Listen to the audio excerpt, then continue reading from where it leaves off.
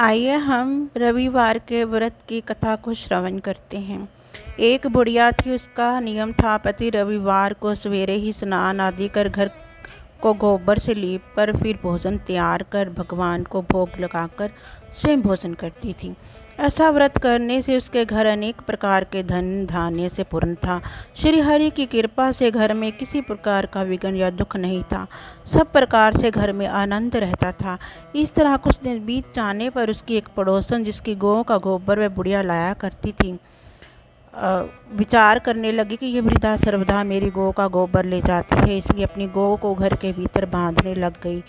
बुढ़िया को गोबर ना मिलने से रविवार के दिन अपने घर को लीप ना सकी, इसलिए उसने ना तो भोजन बनाया, ना भगवान को भोग लगाया तथा स्वयं भी उसने भोजन नहीं किया।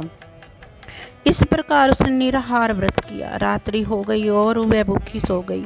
रात्रि में भगवान ने उसे स्वप्न में कहा कि भोजन ना बनाने तथा लगाने का कारण पूछा। वृद्धा ने गोबर ना मिलने का कारण सुनाया तथा भगवान ने कहा कि माता, हम तुमको ऐसी गौ देते हैं जिससे सभी इच्छाएं पूर्ण होती हैं, क्योंकि तुम हमेशा रविवार को गौ के गोबर से लीप कर भोजन बनाकर मेरा भोग लगाकर खुद भोजन करती हो। इससे मैं खुश होकर तुम्हें वरदान देता हूँ। निर्धन को धन और बांझ स्त्रियों को पुत्र देकर दुख को दूर करता हूँ तथा अंत समय मोक्ष देता हूँ। स्वप्न में ऐसा वरदान देकर भगवान तुरंत ध्यान हो गए और वृद्धा की आंख खुली तो वह देखती है कि आंगन में एक अति सुंदर गौ और बछड़ा बंधे हुए हैं। वह गाय और बछड़े को देखकर अति प्रसन्न हुई और उसको घर के बाहर बांध दिया और वहीं खाने का चारा डाल दिया। जब उसकी पड़ोसन बुढ़िया ने घर के बाहर एक अति सुंदर गौ और बछड़े को देखा तो द्वेष के कारण उसका हृदय चल उठा और उसने देखा कि गाय ने सोने का गोबर दिया है और वह उस गाय का गोबर ले गई और अपनी गाय का गोबर उसकी जगह रख गई। वह नित्य प्रति ऐसा ही करती रही और सीधी सादी बुढ़िया को इसकी खबर तक न लगी। तब सर्वव्यापी ईश्वर ने सोचा कि चालाक पड़ोसन के कर्म से बुढ़िया ठगी जा रही है। ईश्वर ने संध्या के समय अपनी माया से बड़े जोर की आंधी चला दी। बुढ़िया ने आंधी के भय से अपनी गौ को भीतर बांध लिया। प्रातःकाल जब वृद्धा ने देखा कि गौ ने सोने का गोबर दिया है तो उसको शरीर की सीमा नहीं रही और प्रतिदिन गौ को घर के भीतर ही बांधने लगी।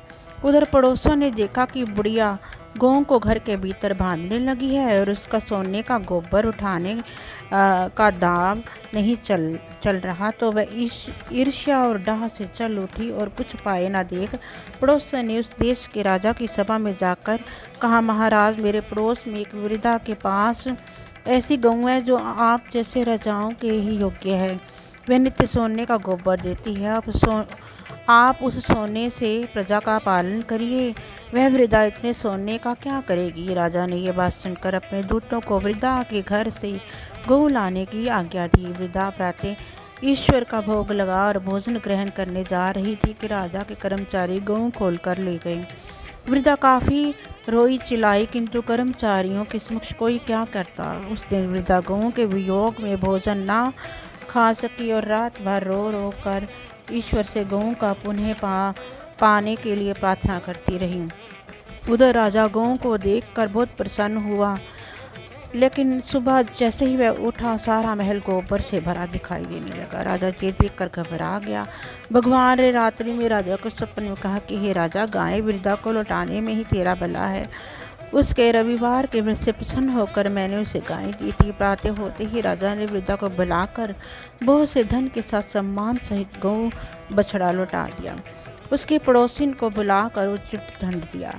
इतना करने के बाद राजा के महल में गंदगी दूर हुई। उस दिन से राजा ने नगरवासियों को आदेश दिया कि राज्य की तथा अपनी समस्त मनोकामनाओं की पूर्ति के लिए रविवार का व्रत रखा करो।